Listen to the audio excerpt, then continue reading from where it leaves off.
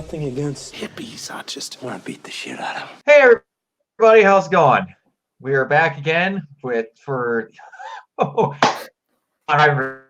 hours. Just it's my second time seeing Zombieland Double Tap. So we are going to get into it. Mike, hit him with a synopsis.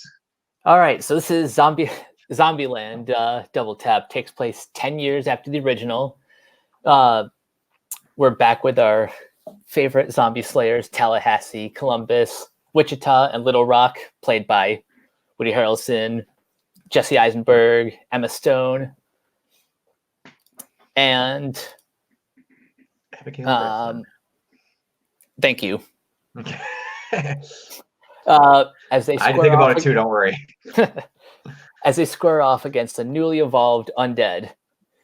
I'm gonna let you go first, since you said you saw this twice. I did see it twice. The first time I went to go see it was the most pissed off or simultaneously fun I had in a theater. I saw that freaking countdown trailer about 6 times because of this malfunction that was happening at the theater, and I wanted to bash my brains into a wall. Oh God, I'm so sorry. I've never had issues with this theater before.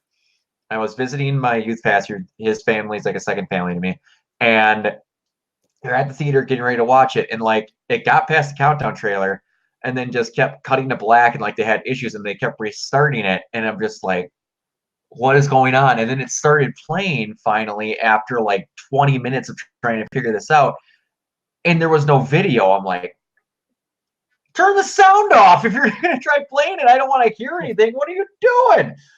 But yeah, it was good. It was great.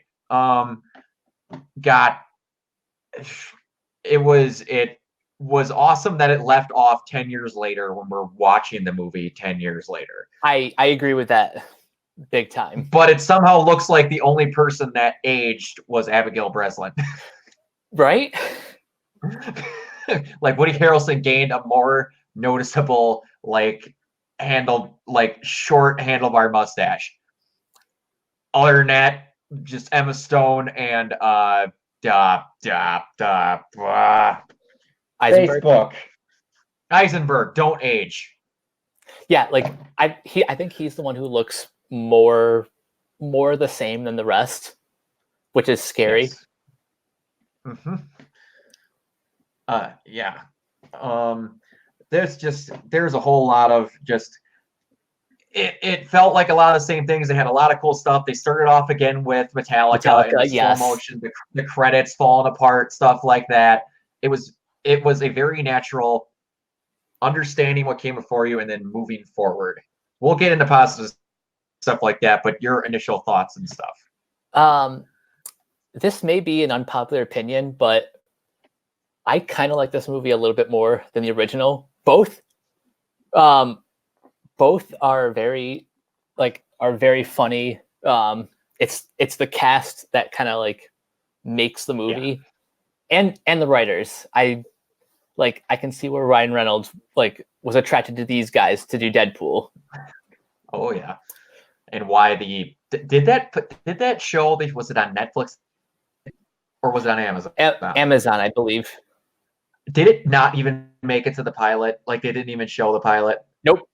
No, that's what I thought. It failed even the pilot. All right. Anyways, keep going. Yeah, Okay, so you know how sequels to comedies that are like 10 years later, like you're always worried that you're going to get another Caddyshack 2 or a Blues Brothers 2000. Oh god. Yeah. Like literally until I was like sitting down in my seat, like the whole drive to the theater, I was picturing every worst case scenario. And fortunately that never happened. Like, yes, a lot of this movie kind of plays out very similar to the original, but but because I love these characters, it just felt fun to see them in action again. It did, and it's like if anyone is like, it's going back to Deadpool, you could do a lot exact chop and cuts at certain points in the movie, and there's a lot of things that are played out the exact same way from the first one to the second sequences even, and I still love both of them. It just, as long as you understand what you are good at and what makes these movies good, it's okay to kind of tread in the same water. When I believe it was Giannis trailer said it best, where it's like these movies are basically collections of skits from TV episodes that were smashed together to make a movie, because that's what it was originally supposed to be. Yep. Yeah, and that's kind of what they went for again, and I'm very okay with that because it works. Go ahead. I want to just jump right into the positives, because to be honest, fine. it's like when it comes to reviewing comedies, it's hard to say what you like about it without doing the bits. Yeah. Yep, I'm good with that. So let me start with like the one that everyone's talking about. Zoe Deutsch as Madison, the new girl. Madison. I was so happy they ditched her for a third of the movie, because I think it would have been overdone if they would have kept her through the whole Elvis scene and stuff like that. Agreed. And then they got her back when they were done. I'm like, that was really smart. I think visually, I knew that she wasn't going to be like a zombie, because I think her name was like not top billing, but in the opening credits. So I knew she was going to be in it longer, but I honestly think she gave one of the best like comedic performances of the year. Second to Billy Lord in Booksmart. Oh yes. Yeah. Yeah. Like yeah, for sure. She brings that sort of manic energy, and it's hilarious. Yes. She was I thought honestly from the trailers that I was gonna hate her, but I ended up loving her at the end of it. So I'm like, I'm also a little bit biased. Laffy Taffy's back. I'm also a little bit biased because Zoe Deutsch is like one of my favorite actresses and kind of something of a crush, but nevertheless, it's still a great performance. Yes. They going back again for positives. They had a lot of callbacks in this movie. Like they point blank say, like, the None Upper Shut Up, that line is so 2009. I'm like, ha ha ha ha ha. Get it? It came out 2009. If it would have been in any other movie, I would have thought it was dumb. But in here it was funny. The thank God for rednecks when the monster truck comes by, brings that line back. That was awesome. They had him get his caddy again, and then had him lose it again. He never gets to keep his caddy. The writing number 3 on frickin' everything. Yes, it was great. It's just they upgraded it from Zombie Kill of the Week to Zombie Kill of the Century. And it starts as Zombie Kill of the Year. Zombie Kill of the Year, I'm sorry. And like the one with the tractor. The tractor, I was like, all right, that was pretty good. And I just watched Velocipaster with my youth pastor. So the way that the Leaning Tower of Pisa kill happened, I thought was going to happen differently. Like, I thought those people had explosive laced in them, and that's how they were going to go. No, it's just the tower. The tower just... He tipped over the tower with a car jack. How is that even possible? I was just like, okay, it's a small building. Zooms away, and it's the actual Tower of Pisa. Are you kidding me?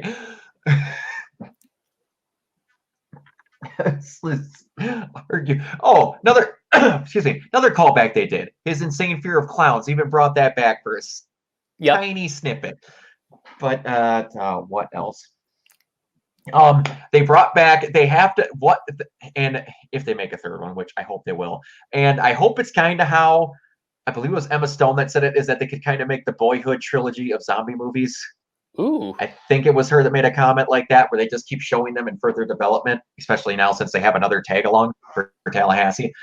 But they, what was I going to say with that? They had a new ongoing joke. Like the first movie, Tallahassee had Twinkies. Yep. Now we had the Aztec van. No, the transport van. Yep. And he just could not get away from it. And it was amazing. Woody Harrelson can get away with saying some stupid shit that absolutely nobody else can get away with saying. Wait. I need to talk about my favorite scene in the movie. The one that gave me the biggest laugh. It's the scene where... Is it when he finds out he's a pacifist? Yeah. It's that one. Hang on, I want to just set this up. Yep. So, Wichita and Little Rock leave for a bit because it's kind of what they do. Wichita comes back and says, "My sister's gone. She ran off with a boy." And when Tallahassee finds out that he's a pacifist, he starts to freak out. And it reminded me of the. Do you remember in 22 Jump Street when that scene where when it finally clicks that he slept with the captain's daughter? Mm-hmm. Yeah, I remember that. It was the same thing, but an angry version of it. Yep.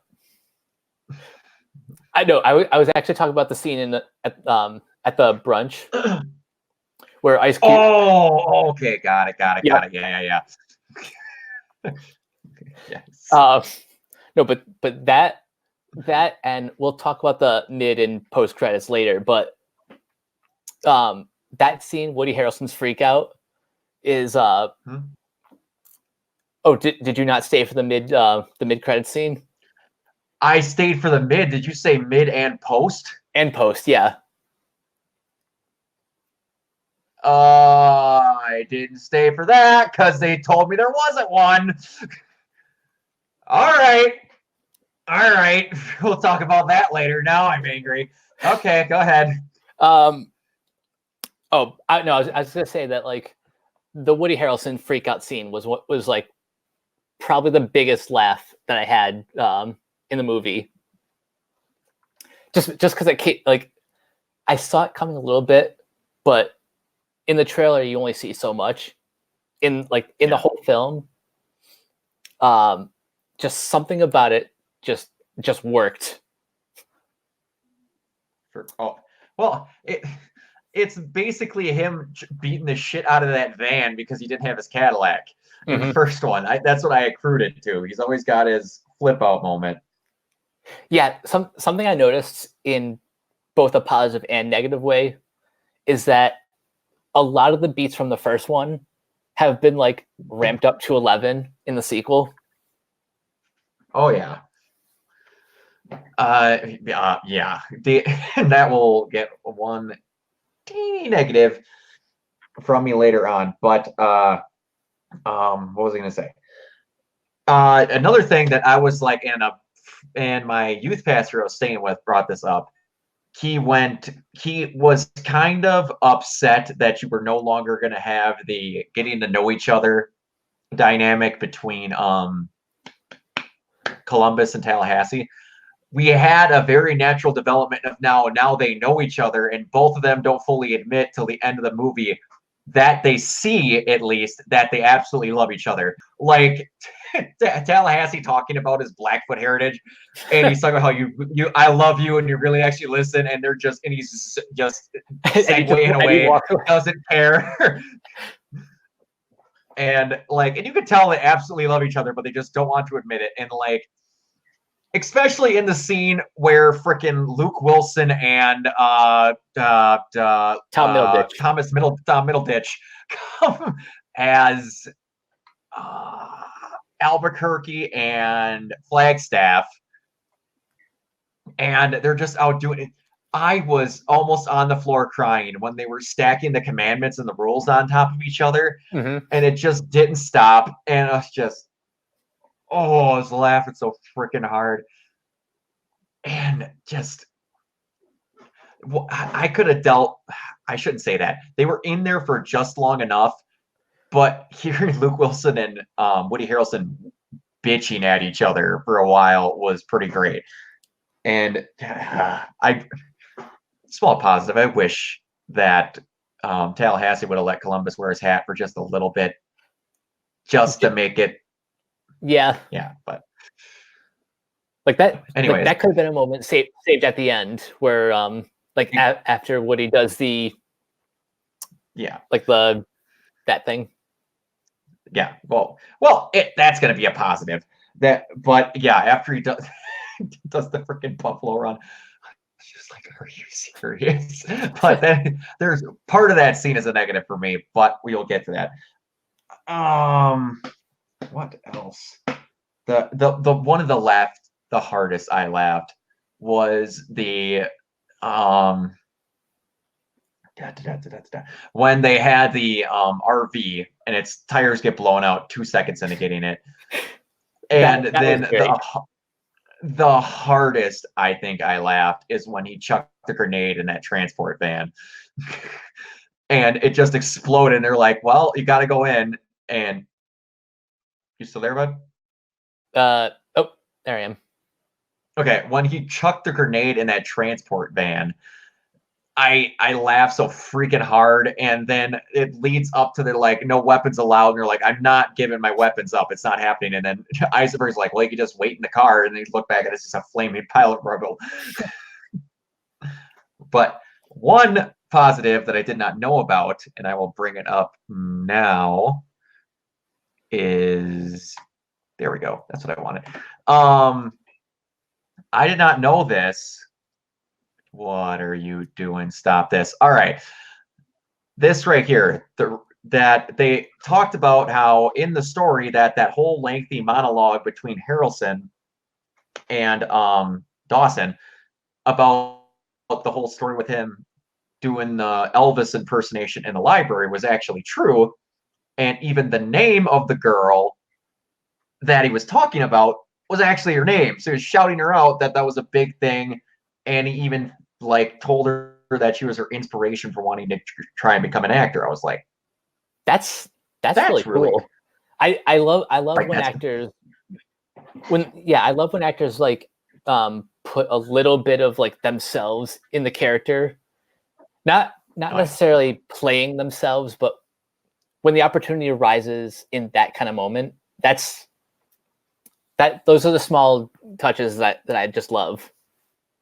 Oh yeah, and I never would have known that if someone wouldn't have not done an interview. I was just like, "Are you freaking kidding me?" But all right, is there any big other positives you want to get? Oh well, the credit scene that I saw that we actually got to see, and I didn't, and you get to see Bill Murray just wreck house a little bit and run through a couple of his one-liners, like "I ain't afraid of no ghosts," and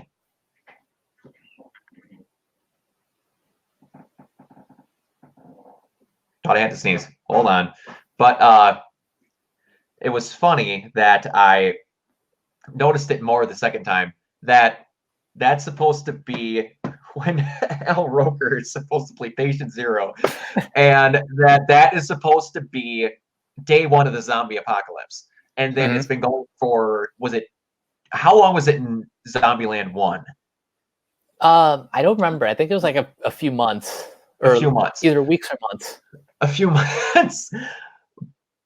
Bill Murray looks like he's 30 years older in the day one incident of the zombie apocalypse than when he was 2 months after it happens. Yeah, that's kind of hilarious. He like Benjamin Button hardcore.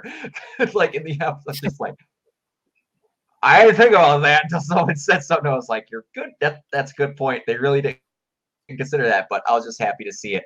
Can you tell me what this other credit scene was? Okay, I'll be honest. You didn't miss that much. It's just it's similar to the post-credit scene in the first Zombieland, where it's just like a little extra bit with Bill Murray. Okay. Okay. Really, all it is like the interviewer wants Bill Murray to do like a hairball, Yeah. and that's basically it. You didn't miss much. Oh, it's just an extension of the Yeah. other scene, kind of. Okay, all right. Then I'm not upset about that. All right, that's fine.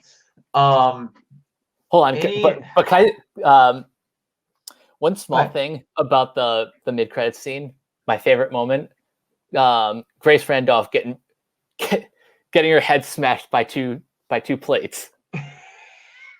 That was awesome. Yes, it was. And the fact that they again, with bringing back jokes, they harp on so much that Bill Murray is just dead inside if you bring up Garfield. He is he hates it so much. They went even like they bring up the trilogy, Godfather, Lethal Weapon, everyone needs to have their trilogy, and he's just like, they bring up the coffee, just like, are you actually kidding me? Come on. I'm trying to think if, like, without going through every single joke, if there isn't something. Okay, the one thing we didn't mention, they actually, and this is going to become a negative later on, that they came classifications for zombies. That I thought was really cool. The Homer, the Hawking, and the Ninja. Yep. Was that the third one? Yeah, and then the T-800. The T-800. I liked, or the, was it Bolts? Was the other name that it came up for? Yeah, that's the one that Albuquerque and Flagstaff came up with. Yeah. Do you have any other big ones other than just basically running through every joke in the movie? I think we covered all the important stuff. Okay, if we're gonna talk about negatives, and there's not many, they're tiny and they are minuscule. One, going right off the T-800s, I really thought they could have done more with that than just mowing down a giant trunk of them in a truck. I was hoping they were actually going to have like 2 or 3 of them, and they have like a big thing, and that will bleed into my other negative. Is I liked that they tried to do something really different for the ending with the explosion, all that in the trap. It felt like they kind of just had one cool idea and it zipped through it really quick. I hoped that would have been expanded just a titch. Yeah, I can agree with that a little bit. But what I said before about like bits from the original kind of blown up to 11. This is one of those examples. You know, like it reminded me a little bit of the climax from the first Zombieland. You know, with the zombies all piled up. Yeah, it felt like they had that one better planned out too, with everything in the theme park. This one seemed a little bit rushed. And I think if they had a little bit more of a budget to work with, they could have cleaned it up better. Mm-hmm. Yeah, for sure. The negative that I have is, I think like cinematography wise, I think the first movie looks a little bit better. It felt a little bit more cinematic. Yes. And going on with that, this had one problem that I had for a while with the seasons post 5 of Supernatural. They literally had darker lighting in the first 5 episodes of Supernatural, and it made it feel more creepy. Then when they started to get a little bit more of a budget, they got I don't know if it was nicer cameras, but they had better lighting and all this stuff, and it made the whole thing look brighter, and it made it feel less like it was a horror movie. This one had increasingly darker lighting in the first movie versus this one that was a lot more brighter. It still did the same stuff, but it was more like poppy. And I kind of missed that it looked like that in the first movie. I don't know if that's just me, but for some reason it seemed different to me. For some reason, I thought the first one was shot on film as opposed to digital, but nope, both of them are shot in digital. So it's just a matter of lighting and like different people actually doing the cinematography. Yeah, that's for sure. Man, think I had this list written down. I'm trying to think if I had any other negatives. No, not. I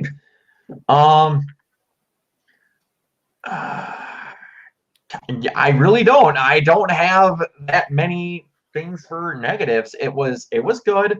It ran through some jokes.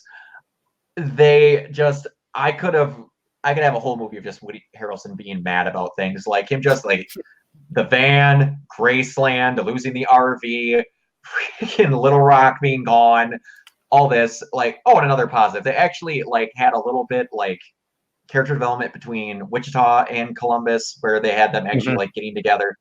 The stupid amount of jokes they got out of them just being in the White House was ridiculous.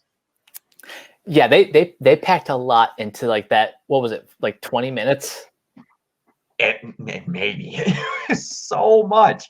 And then like another positive, I forgot the cute little moment where she kept his revolver and all that other little stuff. And the zombie kill of the century with him leading them all off of the end there. And help me out here. And he's credited as, the credits for this movie are hilarious: Babylonian Gatekeeper, Civil War bearded guy, Bowel Blast guy, Cool Hat guy, Terrified Woman in Snow, Homer Zombie in Snow. And then the rest are the state or city named people. But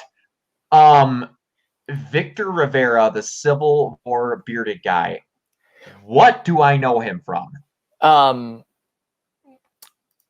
That's a good question. Is he the guy? Is he the guy who said like no group sex? And then was very open for group sex later on. Like, I feel like I know him from something, but I can't think of it. He reminds me of an actor in a single episode of Supernatural, but that's not him. But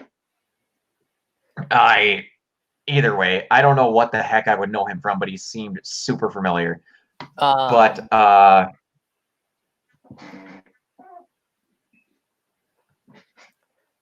have you ever watched the show Good Girls? I have not. Okay, then yeah, he's. Then you got nothing. I'm looking on his IMDb, and it's a bunch of bit roles. Got it. All right. Oh, that's fine. Let's see. What else to talk about? I understand why this took 10 years. I hope that this gets a sequel and it doesn't take another 10. But if it did and we got a sequel because of that reason, I'd be very happy. Obviously, Woody's going to be very busy with Venom. But I enjoyed it a lot. It was more of the same. That's what I wanted, and it had some tweaks, but it's a good solid 8 out of 10 in my opinion. I have two ratings for mine. On Letterboxd, I did give it a 5 out of 5 because for being a sequel to the original Zombieland, I think it's kind of perfect. Yeah. But objectively, I'd probably give it about an 8 or 9. It's not quite as good as like some other comedies this year. Like, I think Booksmart is still kind of my top tier of for comedies. But this was still a fun time from start to finish. You know, it's one of my favorite comedies of this year, and you're never going to guess what it is. It Chapter 2. You know what? I rewatched that last night, and yeah, I can see it. I laughed a stupid out of that movie. Bill Hader is awesome. I love Bill Hader, and it gets gift to infinity. But I see it on Twitter and Tumblr, and like I'm on a Facebook break right now, and I see it all the time. Just that moment where he gets pissed and he turns around and he like is getting ready to swing and he drops and his face hits the deadlights. He goes, that face he does is just so perfect. I full of tears on the floor laughing every time I see it. It's just, oh, it's so good. But Anyway, yeah, this was good. It's more of it's hard for me not to like something with Woody Harrelson in it. So, yeah, go see it if you like the first one. It's a little different, but not much. Yeah, if you're a fan of the first one, you kind of have to see this. Yeah, and support it, because if you want more of it, that's the only way it's going to get made. Exactly. Right now Joker is slaughtering everything else, which brings us to something Mike wanted to talk about. So I will get that if you want to let the kiddos know. Yeah, there we go. Yeah, so Joker is slaying at the box office. It's now the third highest grossing R-rated film of all time? I think it's, according to this article, I think it's in second, technically. Deadpool 1 has 783 million. Oh, wait, hold on.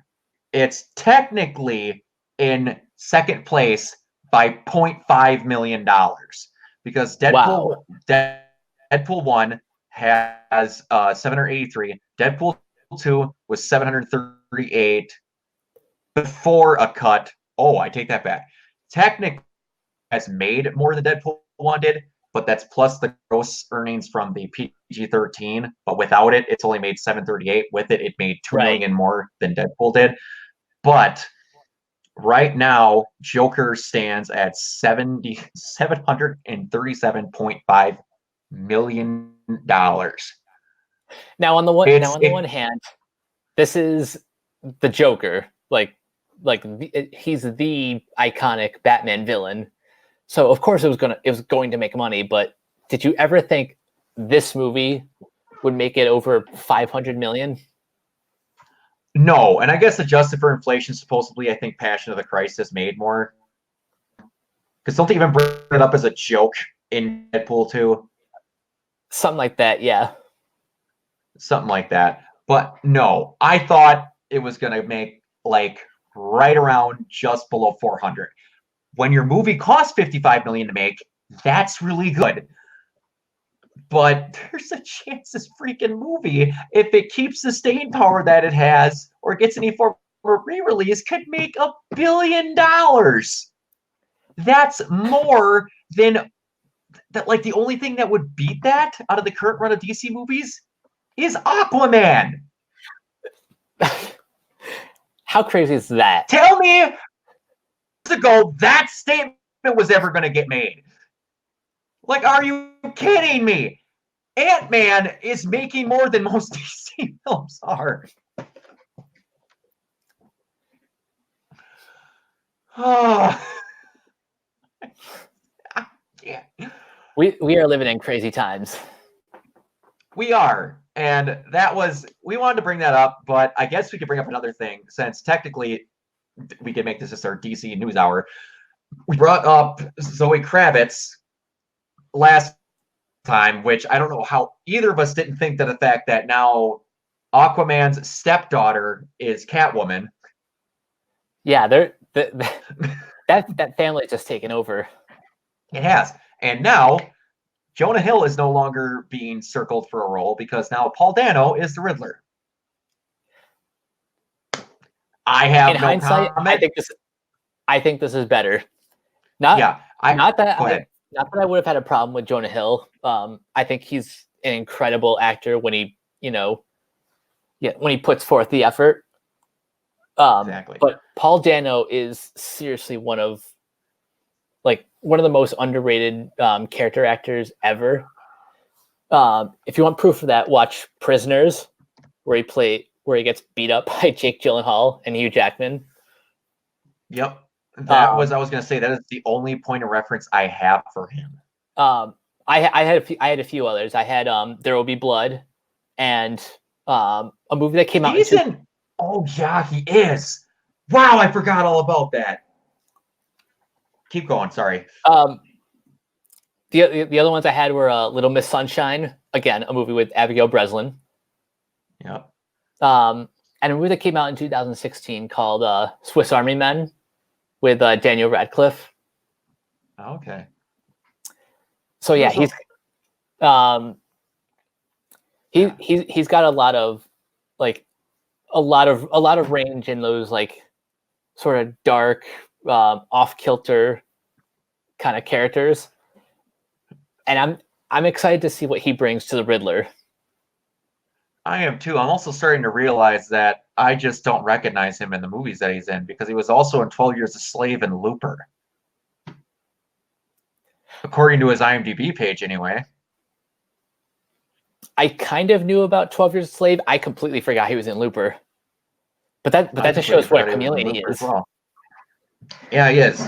And speaking of prisoners, that is a movie that I have never watched again because it made me feel uncomfortable, and I can't watch it again unless somebody else wants to watch it.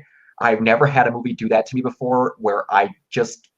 Joker came close, but Prisoners made me feel filthy after I was done watching it.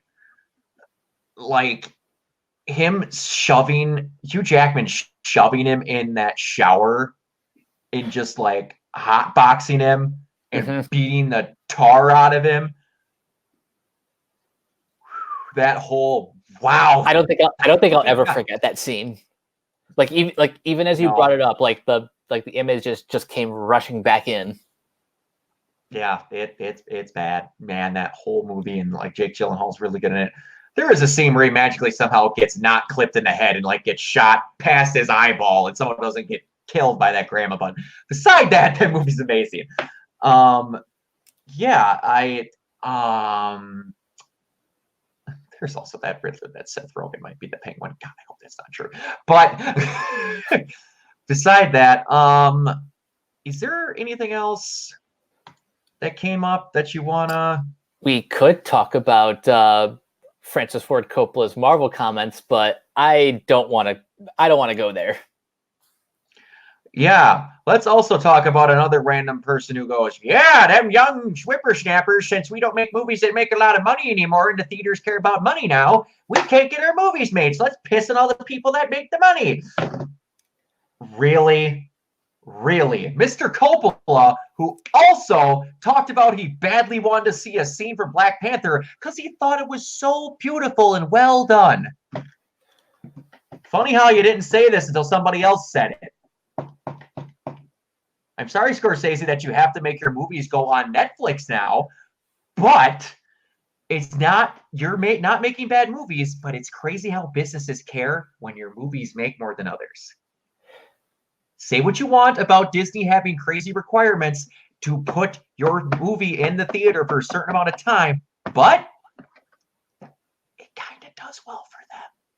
Mm-hmm. I'm not saying they made just shy of $4 billion this past year, but they made just shy of... No, they actually did. Didn't Marvel, Far From Home, Captain Marvel, make $1 billion? Toy Story 4, Aladdin, Toy Story 4, Lion King. Did all of them gross a... Yep. So like, what, $7 billion roughly? Mm-hmm. Because Endgame made 2.5?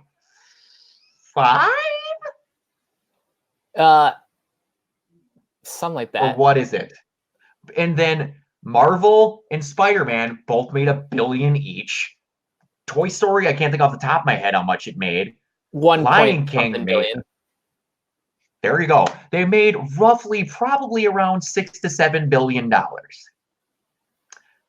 I'm sorry. Those are movies that come out yearly that make $1 billion. Both Coppola and Scorsese don't make movies yearly. And they don't make near $1 million. They don't need to be good movies. But again, that's the world it is now. They don't allow mid-tier movies. Yeah, it's sad but true. You can't help it.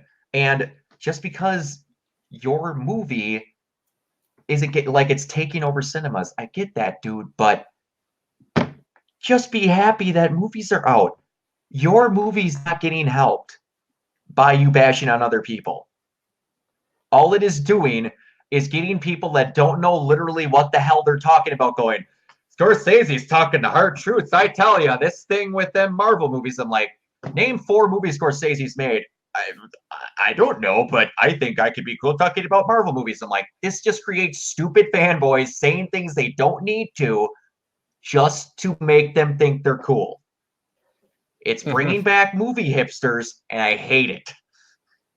Absolutely hate it. It's a mess on both sides. I can't remember who it was.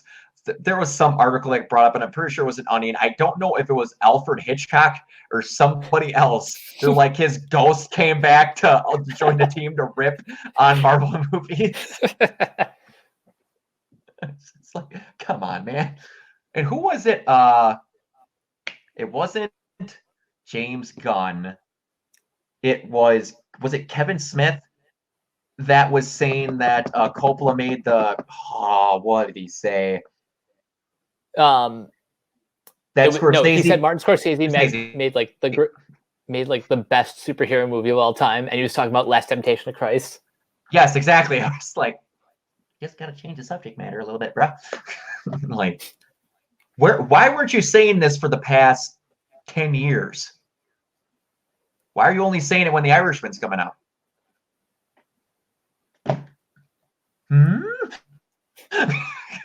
It's like, come on, man.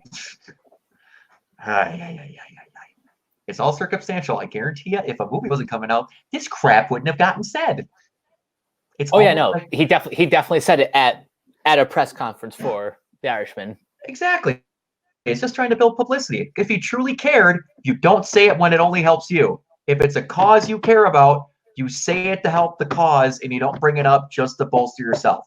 That is a surefire 1000% way to show I truthfully don't care about this enough to talk about it unless it's going to bolster something I'm doing by making a media shitstorm about it. Mm-hmm.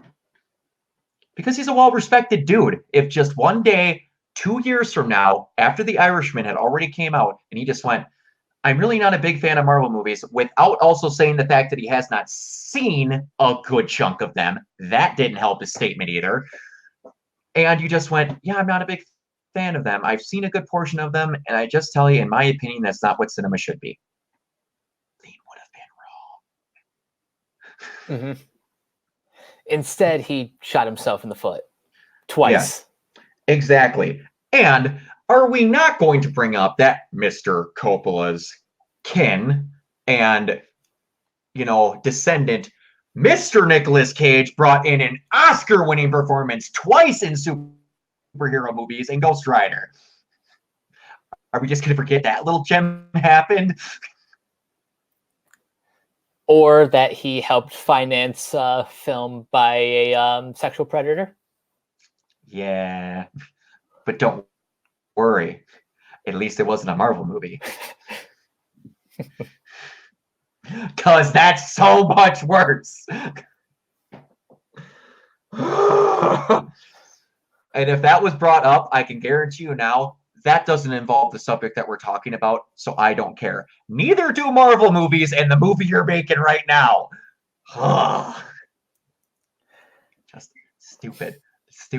It's culture that we're helping feed with these freaking statements, but it's just, there can never be a middle ground in anything anymore. You're either extreme one way or extreme the other. And I hate it. I absolutely hate it. Everyone, it is either you made god-awful trash garbage or it is the next Shawshank Redemption. Almost most people, you're good about explaining why you give high scores, and that's perfectly fine. But you don't go claiming every movie needs to have an Oscar. Nobody can describe a movie, and I'm going to go on a soapbox for a minute here, so deal with me. Nobody ever can say they dislike a movie without saying it is hot trash garbage that got shit out by somebody that didn't care, was just a cash grab. Guess what?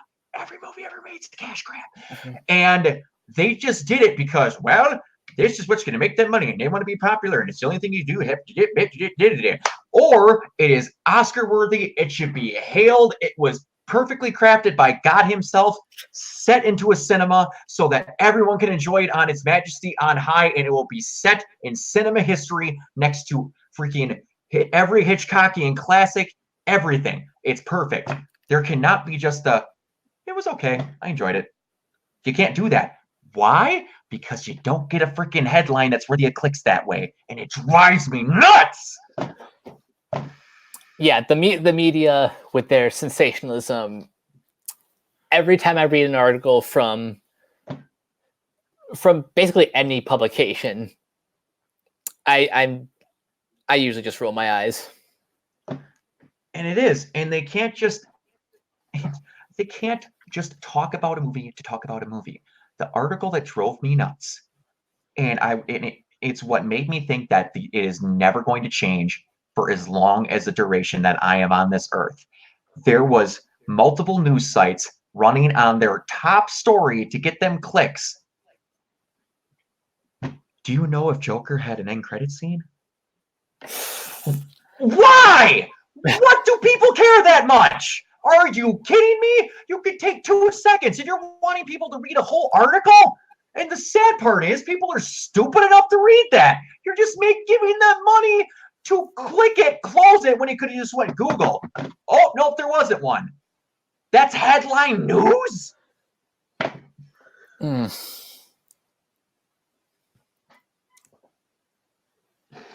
We got horrendously off topic. Go watch Zombieland 2.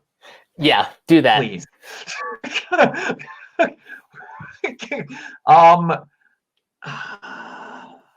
Doctor Sleep. That's the next one. I think Dark Fate is the week before. Is it? Yeah, that's November 1st. You are completely right. It's the 11th for Sleep, right? The 8th. 8th. What am I thinking? Okay, that one's going to be late because I'm going to be at a Comic-Con that weekend. So that one's going to be in the middle of the week the next week. That one's going to be a little bit late. But yeah, we'll work something out. We'll work something out. But anyways, you guys, thank you. I'm sorry I rambled, but I needed to get that rant recorded on something, and it unfortunately got dropped in here. This one was going to be a lot shorter, but like I said, hour, and we got through the movie crap load faster than I thought we were going to. Again, if you are watching this channel, you know where to find me because you're here. Mike, where can they find you, and what are you up to? You can find all my my reviews, my quick thoughts on letterboxd.com/ at Coach K42. Find me on Twitter, Captain K42, and look for Michael K in all the various Facebook groups. Yes.